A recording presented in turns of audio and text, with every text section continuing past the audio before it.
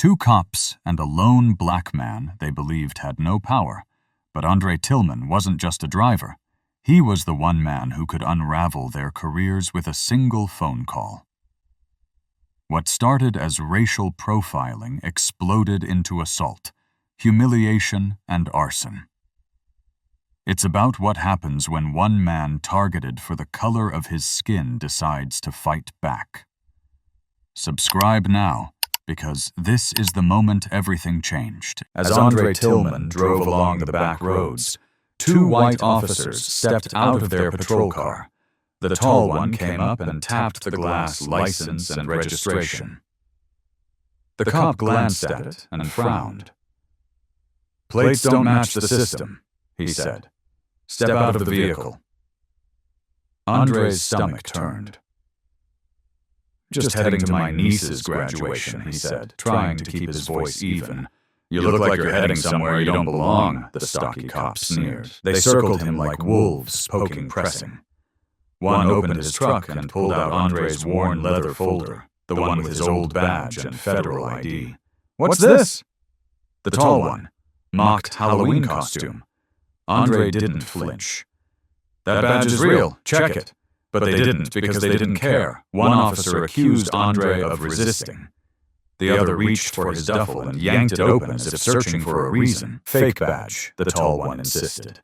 And now his voice had that edge, that venom, trying to impersonate a federal agent. Andre felt the ground shift beneath him, still trying to reason with them. "I'm not resisting. I've done nothing wrong. But that wasn't the story they wanted. Turn around."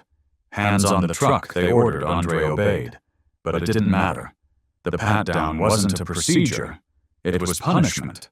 They struck him harder than they had to. They shoved him against the side of his vehicle. The rookie flinched. "This isn't right," she whispered, but no one listened. Then came the moment Andre would never forget. One of the officers, Duga, opened his gas can. It was just for emergencies. Something every driver in every country keeps around. But to them, it was an opportunity. He poured it across the tires, the bed, the bumper. "What are you doing?" the rookie cried out. "This is arson." But Dugan laughed. "This is what happens when you forget your place." Andre's voice broke for the first time. "You light that and you'll burn more than my truck. You'll burn your careers." But the lighter clicked anyway. The flame danced in the wind, small, wicked, alive. Then it flew. In a flash, his truck exploded into flames, his memories, his brother's flag, the graduation gift, all of it gone in a firestorm. Andre stumbled back, heat washing over him, pain shooting through his side from where they'd struck him. The rookie screamed into her radio for backup. The 2 officers stood back, smug and silent. "Should have kept your mouth shut," one muttered. Andre didn't answer. He was too busy staying upright. His ribs were screaming, but his will was louder. When he finally found the strength to speak, he didn't shout. He simply said, "You just assaulted the lead investigator for the governor's police reform task force that hit harder than the fire." The officers froze. "You're lying," they said. But then he pulled the second ID, scorched but visible, from his pocket. The golden seal gleamed through soot. The rookie gasped. "Oh my God," she whispered. "He's telling the truth." Sirens wailed in the distance. The mood shifted. Dugan's face went pale. "We can fix this," he muttered. Say he resisted. Say it was a mistake. But the rookie's body cam was on. The camera was recording everything. "You're done," Andre said. His voice cracked, but steady. "You thought I was just another black man. You could silence, but you were wrong." Backup arrived. Firefighters doused what was left of the blaze. Andre refused medical care at first. He sat beside the wreckage, broken but unbowed. Then from across the road came a woman, elderly, gray-haired, with a camcorder. She'd recorded everything from her porch. "I saw it all," she said, voice low but clear. "They don't get to hide this time." Her name was Martha Tiller. Her son was the district attorney. And just like that, Andre wasn't alone anymore. They thought they could erase him, but they just lit a fire that wouldn't go out. Subscribe now because this is only the beginning. Andre Tillman stood in the ashes of everything he once called his own. The fire had taken more than just his truck. His ribs ached from the rough handling. His shirt was torn and blood-stained, crusted at the temple where the taller officer Calloway had shoved him into the side of the truck. His side screamed every time he inhaled, but he stayed standing. If he sat down and let himself collapse, it would feel too much like defeat. He couldn't afford that. Not now. Martha Tiller, widow of a sheriff who once commanded respect in this same county, handed over the camcorder without a word. Her footage was damning clear and irrefutable, yet even with evidence, Andre knew how fragile justice could be. He had seen body cam footage vanish. He had seen testimonies, silenced files, doctored statements, twisted into threats. He had lived through investigations that went nowhere, truth buried under a heap of technicalities and politics. And now, he was at the center of it. A black man accused of impersonating an officer, assaulted, framed, and nearly burned alive because two men decided they could. Because the system allowed them to believe they were untouchable. Back at the sheriff's department, the officers there didn't hide their discomfort when he walked in, as the newly appointed interim compliance director. Some nodded, others scowled, but most looked away. The files he began to pull from storage, old use-of-force reports, body camera logs, and traffic stop records, all told a story that repeated itself too often. The same roads, the same types of drivers, the same officers, and the same excuses. Missing footage. Resisting arrest boxes checked with no supporting detail. Victims whose complaints never reached the front desk. People who looked like him stopped because they were perceived as being out of place, driving suspiciously, or not responding quickly enough. But the real weight came later. The threats began with anonymous notes under his windshield, voicemails that hissed the word traitor, and images doctored to make him appear corrupt. It would have been laughable if it hadn't hit so close to home. He'd spent his career rooting out rot in other departments. But Hamilton wasn't just another town. It was home to his niece, his sister's family. Kids who needed to believe there was a system meant to protect them, not prey on them. And now he was the one standing in front of the rot, trying to scrape it clean with a broken body and an overloaded desk. The final straw came. The night Luis Ortega, one of the younger officers who had come forward with information, was attacked outside his home. Two masked men beat him, broke his arm, and left a message in blood on his porch wall. Snitches burned too. When Andre visited him in the hospital, the kid could barely speak, but he whispered the same fear Andre had carried in his chest for years. They'll never stop. It doesn't matter what you prove. Andre wanted to tell him otherwise, to say that justice always prevails. But the truth was, it didn't.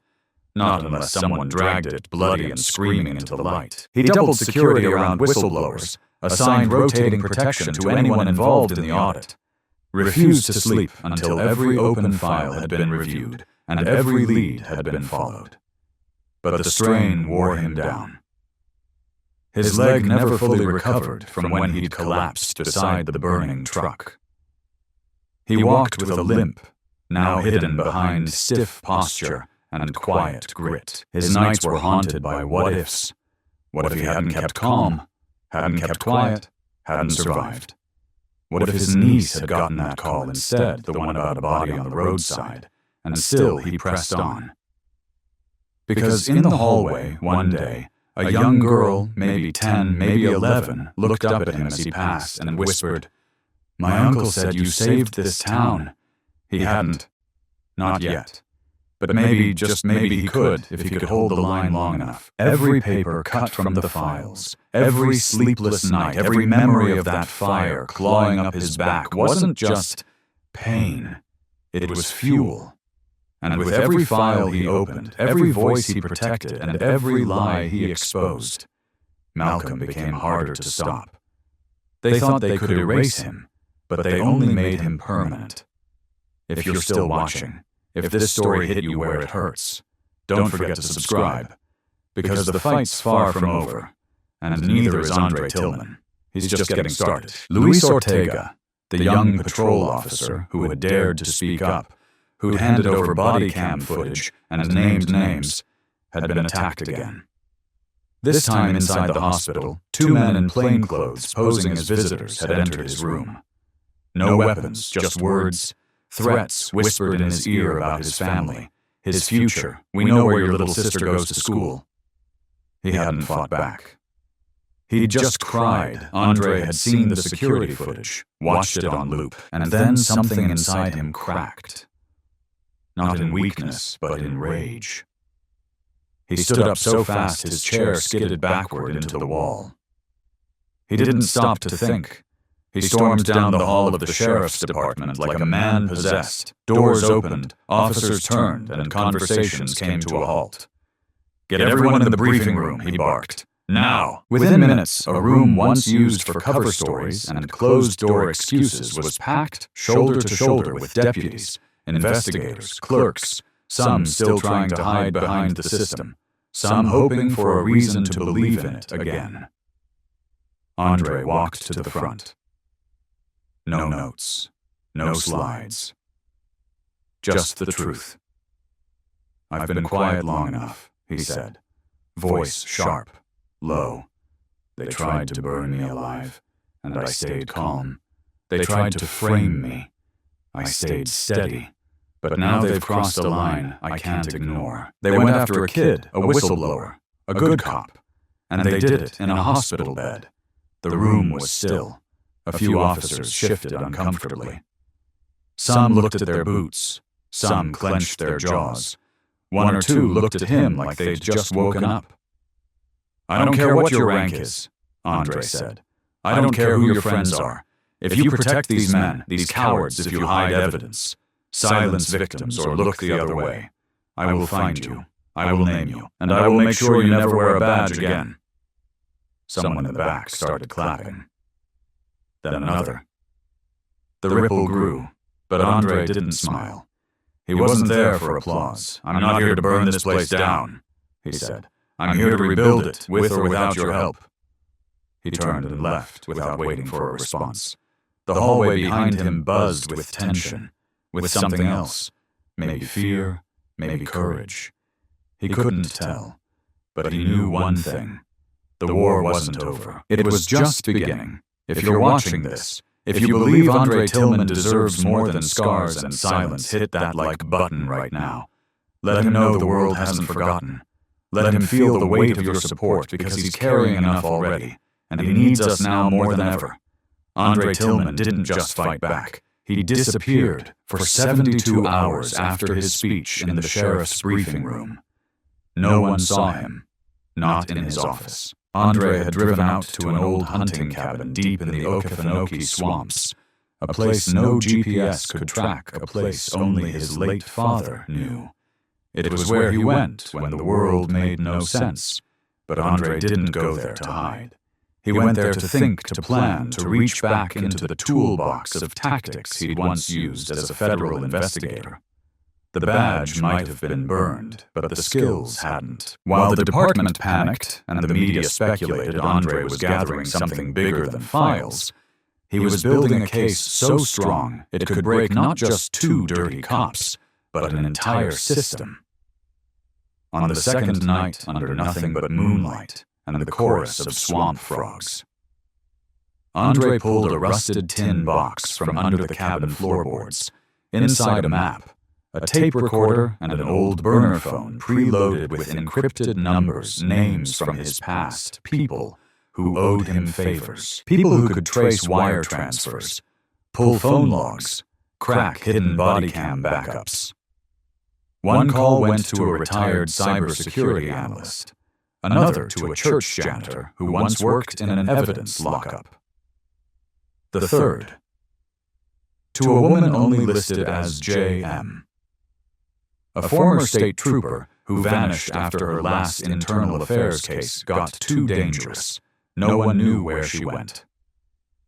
Andre did. He returned on the fourth day, stepping into the department with a small duffel bag and a calm that didn't match the fire in his eyes. When Deputy Hensley rushed toward him, breathless, asking where he'd been, he only said, "Working." Then he opened the bag on the briefing table. Out spilled hard drives, USB sticks, and folders, and at the bottom a signed affidavit from a retired captain detailing cover-ups, bribes, and direct orders to shut Cole down. "No more hiding," he said, eyes scanning the room. "We go public." That night a mysterious website went live, Justice.com, a nod to Andre's badge number. It contained timelines, redacted case files, and side-by-side comparisons of official reports with actual footage. Within hours, it was shared thousands of times. News outlets picked it up. Hashtags exploded. Justice. For Andre, Tillman tapes. We see you. But the real shock came when Andre revealed one more thing. "I've kept one video back," he said, in a broadcast streamed live from the department lobby. The one that shows the truth about who ordered the arson.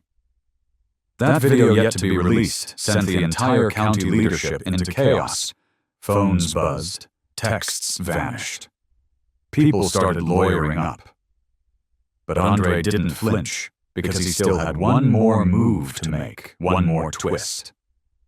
No one saw coming. If you're watching this now, if you followed Andre through the fire, the silence, the pain, and now these unbelievable revelations, drop a comment below. Tell Andre you believe in him. Tell him you've got his back, because he's not just fighting for himself anymore. He's fighting for everyone who was ever told to sit down, shut up, and stay quiet. And the most dangerous part, he's just getting started. They thought they could bury him. They thought Andre Tillman would be another silent statistic.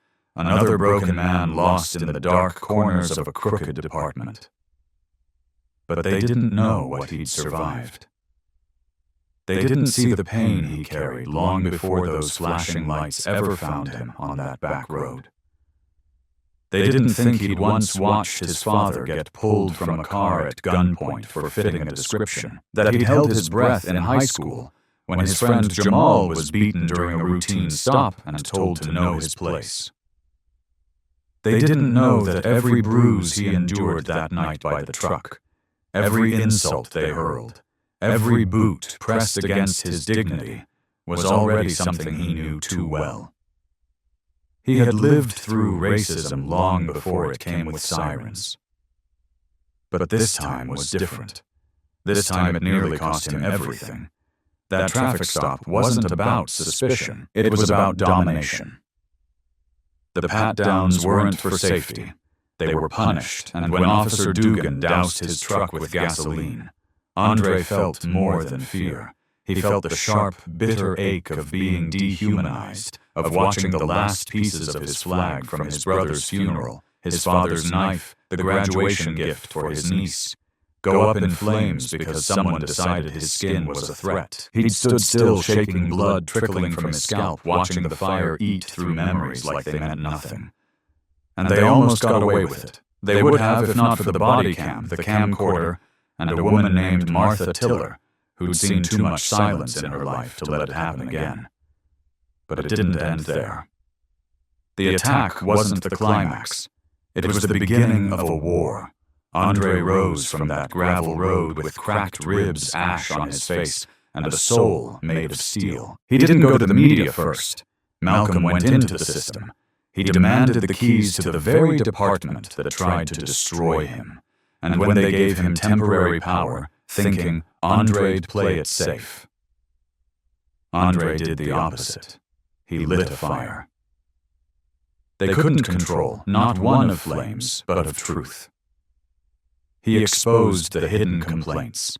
He tracked down forgotten victims. He forced closed-door meetings into daylight. He told Luis Ortega, bruised and terrified in a hospital bed, "They won't touch you again.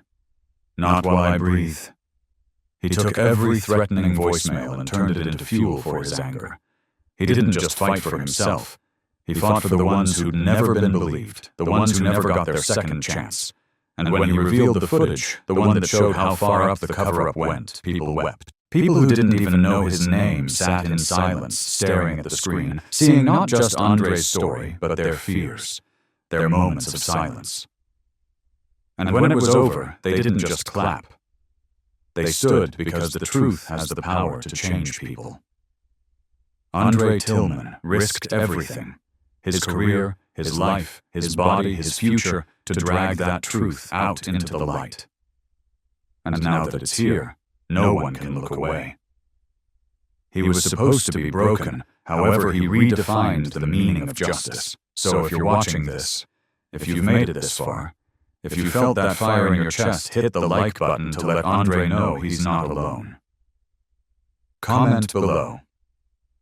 If you've ever felt unheard, unseen, or unprotected, share his story.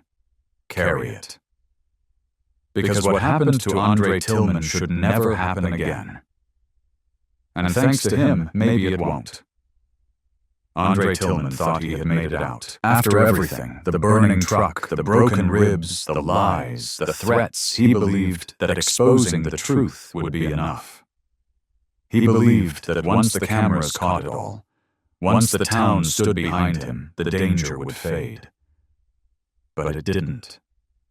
It followed him, lurking behind every unlocked door, whispering down dark hallways, waiting for the moment he let his guard drop. He knew it the night he got the call. The one that told him Luis Ortega, the young officer who dared to speak up, had been ambushed again this time, just steps from his sister's front porch. It was a message not just to Luis, but to Andre. We're still watching. We're still here. He didn't sleep that night. He sat in his car outside the hospital, hands shaking on the steering wheel, staring at the emergency room doors, wondering how it had come to this. He had followed the law. He had trusted the process. He had exposed the rot with his own bruised hands, but still the fear crawled in. Still the system that was supposed to protect him felt too far away. For the first time since that terrible night on the gravel road, Andre felt something he hated: helplessness. So he acted vigorously, desperately. He filed emergency protection orders. He launched late-night reviews of body cam footage. He had every hallway camera in the sheriff's department double-checked. He wore a wire in every meeting. He started sleeping with a metal bar propped against the door of his motel room. But it didn't matter. The calls kept coming, blocked numbers, disguised voices. "You think you've won," they'd say. "But we're just getting started still." Andre pushed forward. He visited Luis, promised him it would end soon. He met with reporters.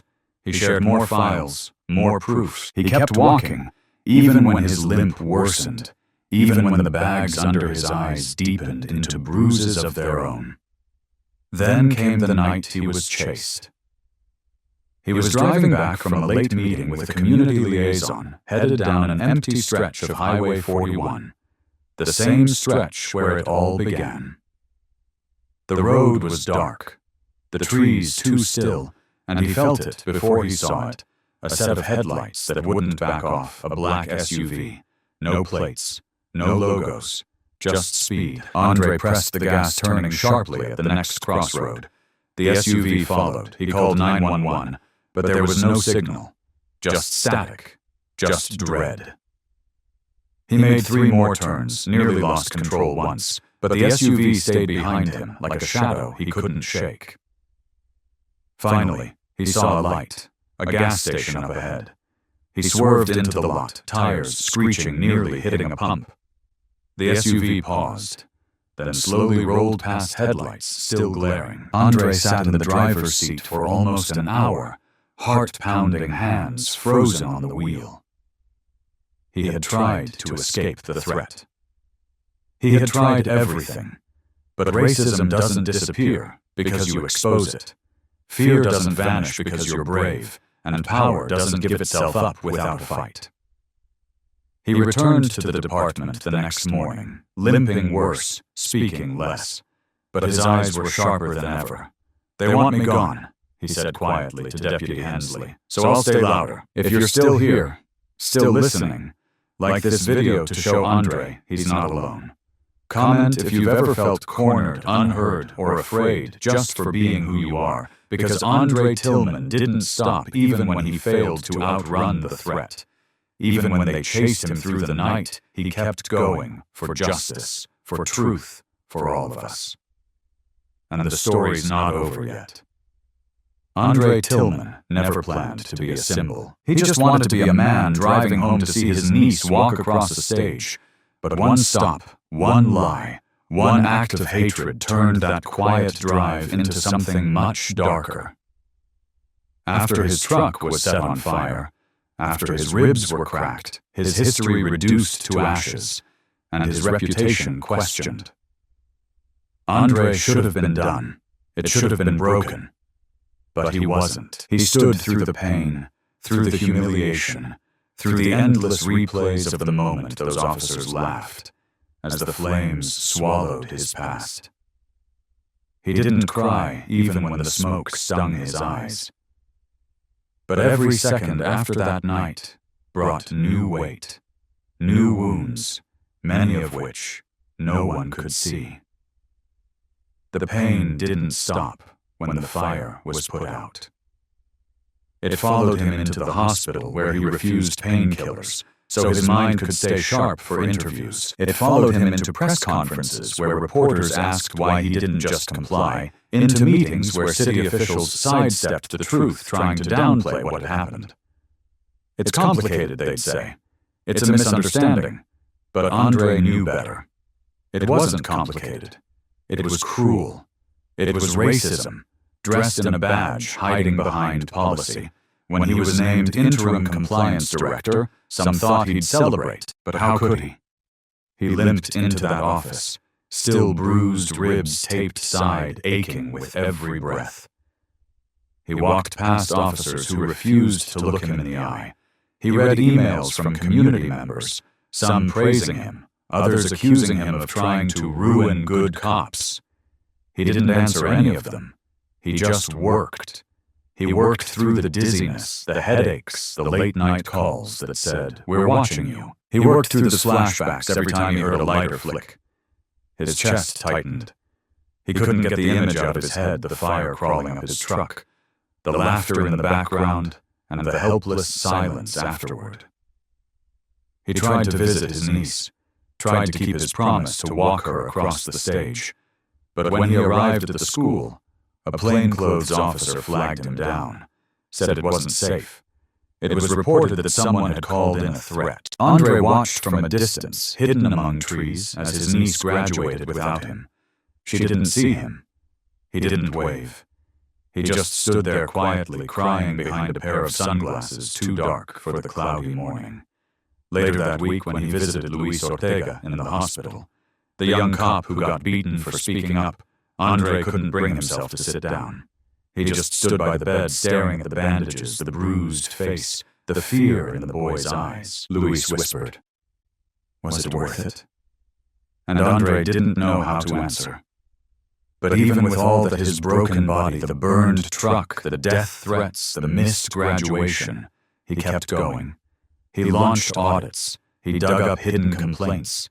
He subpoenaed phone records and stood in courtrooms where men who once mocked him now looked away in shame.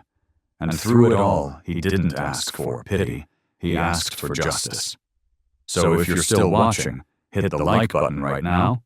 Not for the story, for the man who lived it, for the man who kept moving through pain, through fear, through silence. Comment below if you've ever felt overlooked, unheard, or unsafe just for being who you are. Andre Tillman knows what that feels like, and yet he stood, bruised, burned, but still unbroken. And this story, his story, is far from over. Andre Tillman walked into the courthouse, not as a victim, not even as a witness, but as living proof that you could survive something meant to destroy you. His ribs were still tender. His limp is more pronounced now.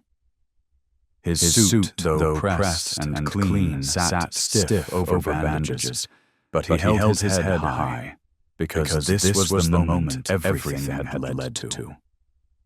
The hearing room was packed, press, citizens, clergy, even former officers who once turned their backs now sat in the crowd silent. And there across the aisle in orange jumpsuits and handcuffs sat Calloway and Dugan. The two men who laughed as his past burned, who smirked as they tried to erase him. Today, they didn't look so smug. Today, they looked small.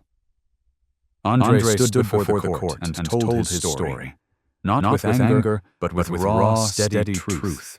He didn't dramatize it. He didn't need to. The pain spoke for itself.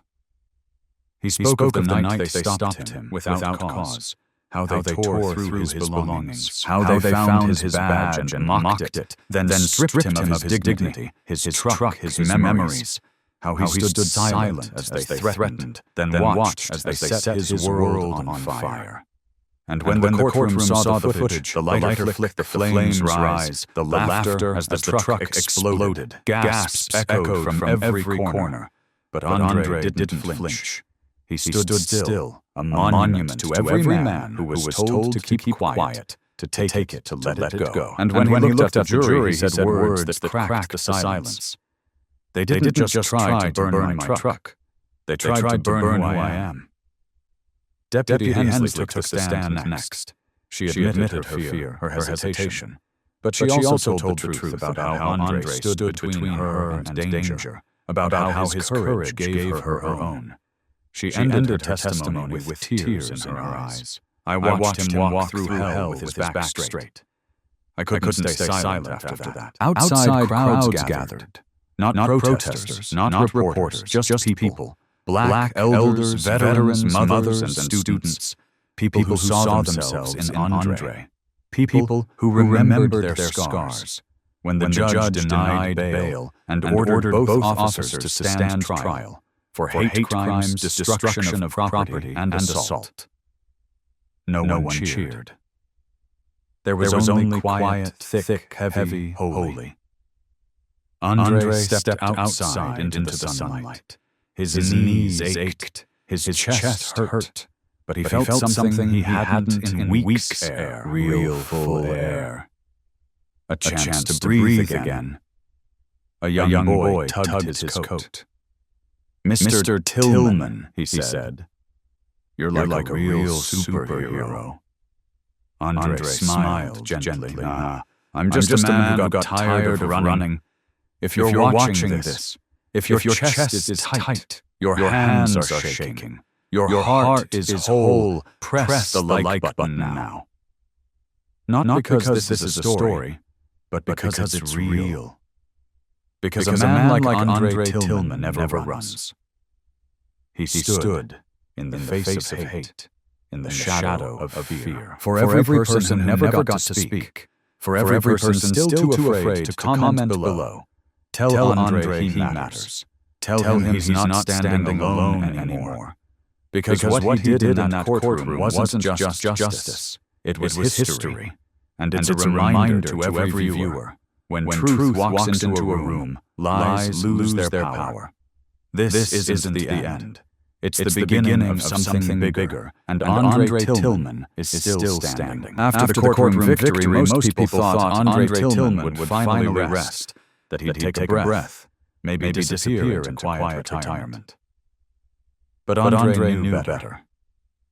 He knew the fire he walked through had uncovered something deeper, something older, something rotten that didn't stop with two crooked cops. There were whispers off the record calls and warnings from allies. It goes higher, one said. You stirred up something. They've spent years hiding. So instead of stepping away, Andre stepped into the shadows, into the places no spotlight could reach.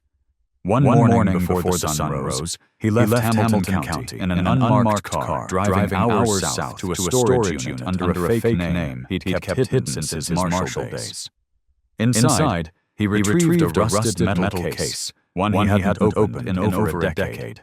It contained classified documents, old logs, burner phones, and a flash drive marked with a single letter O. No one knew what it meant. Andre did. It was connected to an unsolved case from years ago. An internal task force that had quietly tracked racial profiling trends across the state, but was abruptly shut down, buried after a clerical error. The last man who spoke up about it vanished into early retirement. Andre didn't believe in coincidences, and now with his name back in the headlines, someone from that past had reached out again. He followed the clues, burner messages encrypted, voice notes, maps with strange pinpoints in small towns where complaints vanished overnight. One led him to a trailer in a forgotten part of Camden County, where a woman in her 70s handed him a dusty box of old tapes and whispered, "They came from my brother too. He was a deputy. He tried to stop it." The next day, her house was ransacked, but the box was safe now in Andre's hands. The deeper he dug, the more he realized Hamilton County wasn't alone. It was part of a pattern, a network of silent departments, complicit supervisors, and falsified audits. Every time a black driver was removed from the database after a stop, and every time a complaint was listed as resolved without any attached files, it wasn't a glitch. It was by design. Andre began connecting the dots. Late at night, using redacted files and metadata recovered from corrupted hard drives, he built a digital wall of names, dates, maps, evidence the public had never seen. He called it Project Resolve, and then he did something no one expected. He leaked just enough of it anonymously to a journalist he once saved during a kidnapping case. The story exploded. State officials denied knowledge. Former deputies came forward. And suddenly, Andre Tillman was no longer a lone voice. He was the match that lit a movement. But with every step forward, the danger grew. One night, returning to his car after a community town hall, Andre found the door pried open and a note left on the seat. "Turn back or disappear like the others." He didn't tell anyone. He just tightened his coat, drove away, and sent another file to the press. He'd made peace with risk. After all, he had already stood in the fire and walked away. So, if you're hearing this, if you followed his journey from that lonely gravel road to these unbelievable turns, comment below. Let Andre know he's not doing this alone. Let him feel your voice in the crowd. Hit the like button if you believe one man can take on a system, because what Andre Tillman is doing now isn't just justice. It's a reckoning, and he's not backing down. Andre Tillman had always known there'd be a price for telling the truth. But he never imagined how high it would be. After exposing the Project Resolve files and connecting the dots between traffic stop cover-ups across multiple counties, he became more than just a name in the headlines. He became a target. And not just for dirty officers. This time, the danger came from higher up. Anonymous threats turned into real encounters. One night while driving home, he noticed the same black SUV that had been there weeks ago in his rearview mirror. No plates, no logos, just there. Waiting. Watching. He took side roads. He made 3 deliberate wrong turns. The SUV followed every time. He finally pulled into a lit-up gas station near the edge of town. The SUV continued driving. But something inside Andre had broken.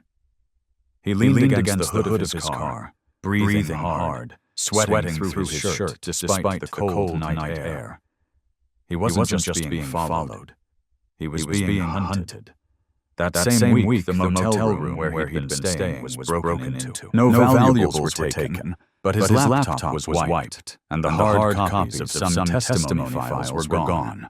When he reported it, the officer on duty raised an eyebrow and said, Sure, it wasn't just misplaced. Andre didn't answer.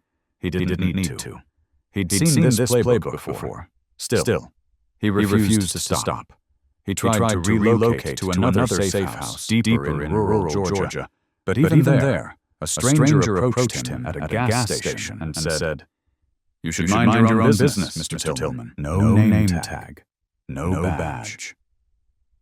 Just a look in his eye that made Andre's stomach turn. He drove away fast, but that look stayed with him. It was then that Andre realized something terrifying. He couldn't outrun this. No matter how careful he was, no matter how many burner phones he used, no matter how many times he circled the block before going home, this wasn't just about information anymore. It was about silencing him for good. And still he wouldn't stop. One night, exhausted and full of doubt, he sat alone in a diner off Highway 27. His hands were trembling as he stirred a cold cup of coffee. He hadn't slept in 2 days. He hadn't smiled in a long time. Then a woman tapped him on the shoulder. An older woman, soft-spoken eyes full of tears. "Are you Andre Tillman?" He nodded slowly. My grandson, she said, talks about you at school.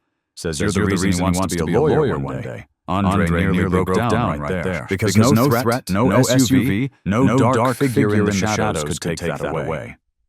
So he got up. He left the diner, and he sent one final message to the public. "If anything happens to me, it wasn't an accident. It went viral in hours. And suddenly the shadows weren't so quiet anymore. If you're still watching this, if you followed Andre through the fire, the fear, the chase, the heartbreak hit that like button right now, let him know the world still sees him. That silence won't win this time. Drop a comment below. Tell Andre you believe in him, and that his life matters, that his voice matters. Because Andre Tillman didn't stop even when escape failed. Even when every road seemed blocked, every light dimmed, he kept fighting for himself for the truth, for all of us. And that fight, it's not over yet. Andre Tillman hadn't slept in 3 days. Not properly. Every time he closed his eyes, he saw flames, saw his truck explode. Again heard Dugan's cruel laughter, felt the slap of gravel and fire against his skin. He listened to his niece's voice in his head, too. "You promised you'd walk me across the stage." And that was the worst of it, knowing the promise was broken not by failure, but by fear. By men in power who thought they could strip him of everything. Then still own the silence afterward. He had spent months now digging through ashes trying to build justice from ruins, and the toll had begun to show. His hands trembled, even when he wasn't scared. His appetite disappeared. His voice, once firm and commanding, was now often hoarse and raw, a result of late-night calls and whispered warnings. But he kept moving, kept speaking, kept fighting, because if he stopped, it would mean they won. It would mean everything he endured. Every bruise, every burn, every lost moment meant nothing. But the threats were getting closer. One morning, he arrived at the sheriff's department to find his name spray-painted in red across the front window, Liar. Another day, the tires of his car had been slashed. Standard vandalism, the report said. But Andre knew better. It was intimidation designed to wear him down inch by inch until he snapped or disappeared. It almost worked. That night alone in the darkened conference room, he stared at the map he'd been building on the wall. Dozens of pins, dozens of stories, victims no one else would fight for. And he wondered, am I next? Is all of this worth it, if it ends with me in a ditch or worse, forgotten? Then he remembered the boy from the courthouse, the one who called him a superhero, and he kept going. But the pain followed. His leg hadn't healed properly. Every step felt like punishment. He had trouble breathing, sometimes his ribs still weak. One evening after leaving town hall, he collapsed in the parking lot. Deputy Hensley found him crumpled on the asphalt, drenched in sweat, too stubborn to call for help. "You need rest," she said. "You need to heal." But Andre just looked at her eyes red and glassy. I don't have time. Because the walls were closing in, anonymous messages began appearing in his niece's inbox. Tell your uncle to shut up before someone shuts him down for good. That one nearly broke him. He sent her out of state the next day to stay with family. Said it was just a break, but she saw through it. Before she left, she handed him a note. You're not doing this alone. You never were. Still, the weight was unbearable. He started recording every conversation. He started checking under his car every morning. He stopped trusting closed doors and smiled less at open ones. His world had shrunk to a single purpose: survive long enough to make them pay. And yet he still showed up for the court, for community meetings, for quiet moments when someone needed to be heard. He gave everything. Even the pieces of himself he couldn't afford to lose. If you're still here, still watching, press the like button to stand with Andre Tillman. Show him that his pain wasn't for nothing. Leave a comment. Tell him he hasn't been forgotten. That we see him, hear him, and need him. Because Andre Tillman is bleeding for a truth that too many have died for. And every second he keeps going is a second for which we should all be thankful. Andre Tillman had nothing left to give, but he gave more anyway. He limped through hallways, taped ribs beneath his suit, pain pulsing in his side with every step. Sleep was a memory, peace a myth. His niece was gone, sent out of town to stay safe. Yet he carried her graduation tassel in his coat pocket like a lifeline. The threats were no longer silent. A brick had been thrown through his motel window. The note tied to it read, "Keep digging, and you'll be buried in it." He didn't tell anyone. He just swept up the glass with shaking hands, then went back to reading depositions until dawn, because the truth didn't care about comfort and Andre. He cared only about the truth. On the outside, the state had launched a full-scale investigation thanks to Andre's files, his sleepless nights, his wounds both public and private. But inside the sheriff's department, the air remained sharp, heavy, untrusting. Some officers walked past him without a word. Others watched him for too long. One scrawled, "Traitor," on the whiteboard in the meeting room. He erased it without flinching. Not because it didn't hurt, but because he refused to let them win by making him feel smaller. Then came the worst day. He found a flash drive on his desk unmarked. Inside body cam footage that had never been filed, a stop in a nearby county. A young black man was pulled from his car, beaten, and left in a ditch. The date. Just 4 weeks earlier, Andre watched it 3 times. Each time the man cried out. Each time the officer laughed.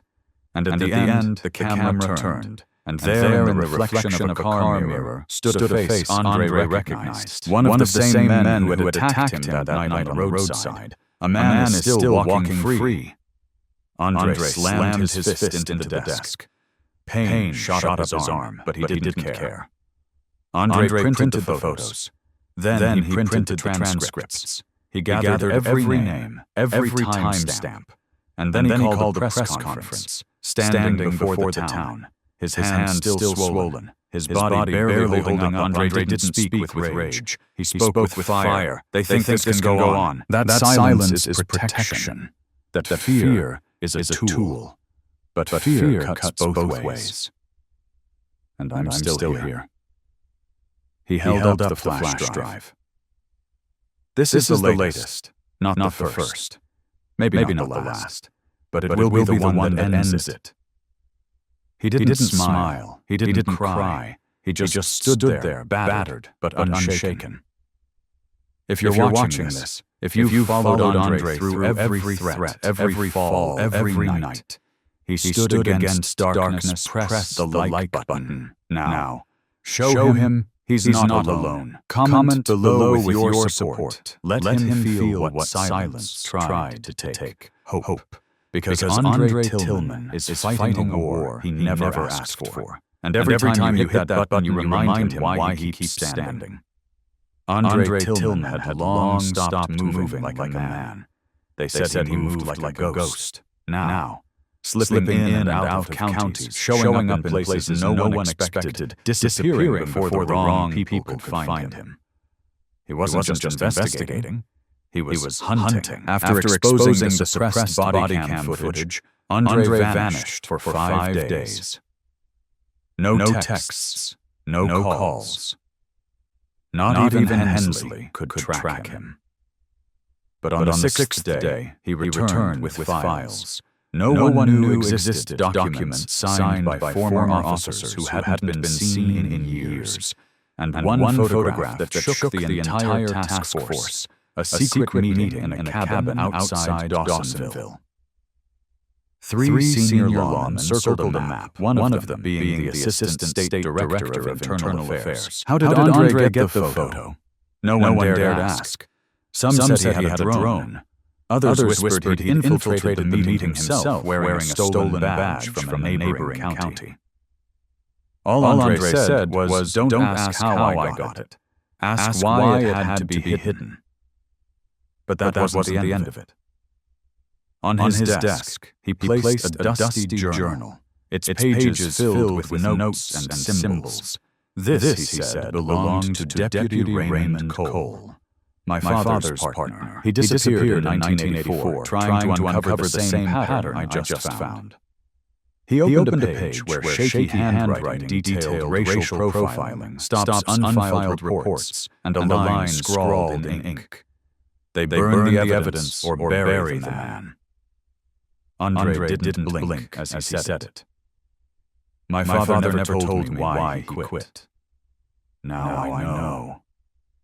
He retraced Raymond's steps, driving alone through ghost towns, forgotten stations, and abandoned precincts. In one place, he found a locked evidence cabinet that had been sealed since 1991. Inside, dozens of VHS tapes, hand-labeled with dates that matched missing cases Andre digitized every single one.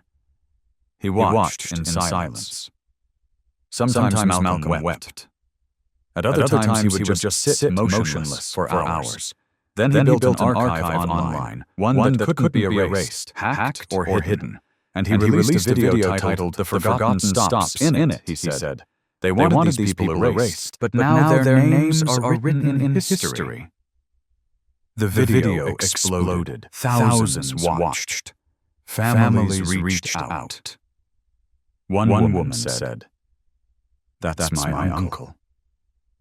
We never knew what happened. Another wrote, "You brought my brother's story back to life." Andre responded to every message, personally, quietly, not as a hero, but as a man who refused to let the truth die. If you've been following Andre's story, if you've seen the danger, the scars, the incredible lengths he's gone to hit that like button, show him his journey matters. Drop a comment below. Tell Andre what his courage means to you, because he's not just uncovering corruption. He's rewriting history. And the adventure he's on now, it's bigger than anyone ever imagined. The truth, when it finally came out, hit like a thunderclap, because no one knew just how much Andre Tillman had risked. Not really. They learned about the truck burning. They learned about the bruised ribs, the body cam footage, and the courtroom showdown. But what they didn't know, what Andre had never told a soul, was what happened that night he disappeared for good just after the courthouse ruling. The night when the threats got too real, and the system he trusted turned its back completely. They tried to silence him, not with lawsuits or smear campaigns this time, but with force. It started with a call, a blocked number, a voice he couldn't place. "Calm, controlled, you need to leave town tonight. This goes higher than you think." And they've greenlit something that can't be undone. Andre didn't pack a bag, he didn't call for backup. Malcolm took only his laptop, a flash drive containing the last sealed testimony files, and the journal of Deputy Raymond Cole. He didn't go to a hotel. He drove deep into the woods outside Habersham County, back to the old ranger cabin his father had once taken him to as a boy. a place so far from cell towers and traffic lights, it might as well have been forgotten. But that night even the trees felt like they were listening. He waited, and when the headlights came crawling up the dirt road at 2 a.m., Andre knew they hadn't come to talk. He bolted out the back, ducking into darkness, slipping through pine needles and underbrush like a ghost. He heard doors slam, heard voices barking commands. He ran until his lungs burned, until his shirt clung to his skin like a second layer of fear. He kept running until he found a creek and waded through it, desperately trying to erase his trail. That night, soaked, shaking, and alone, he made a decision. If I survive this, I don't run again, I end it. And somehow he did. He emerged 3 days later. Dirty, limping eyes, bloodshot, but with everything still intact. The flash drive, the testimony, the truth.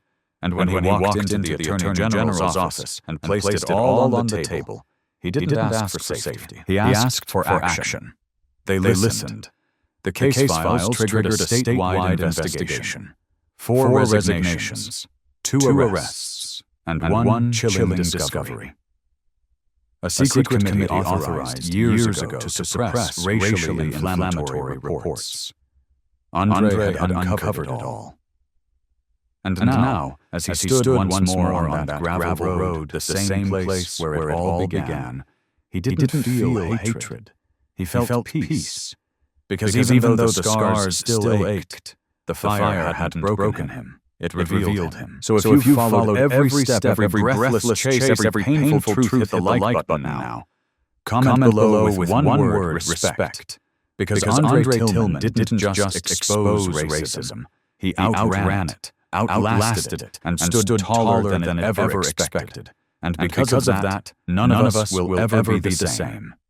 Andre Tillman could still feel the smoke clawing at his lungs, even days after the fire. The smell of burning rubber haunted his clothes, his skin, and his sleep. Every time he closed his eyes, he saw the truck again. His truck engulfed in flames, swallowing the memories of his father's war knife, his brother's funeral flag, and the tassel meant for his niece's graduation. He hadn't just lost property that night, he'd lost parts of himself. And now, as he stood alone in the shower water, hitting bruised ribs and scorched skin, he felt the weight of silence heavier than ever. He hadn't cried during the assault. Not when they shoved him to the ground. Not when they laughed as the lighter clicked. But now he did. Quietly, bitterly. And still he didn't stop. With his side bandaged and his breath shallow, Andre limped into the sheriff's department the next morning. Not as a victim, but as the state's lead investigator. The badge they spat on.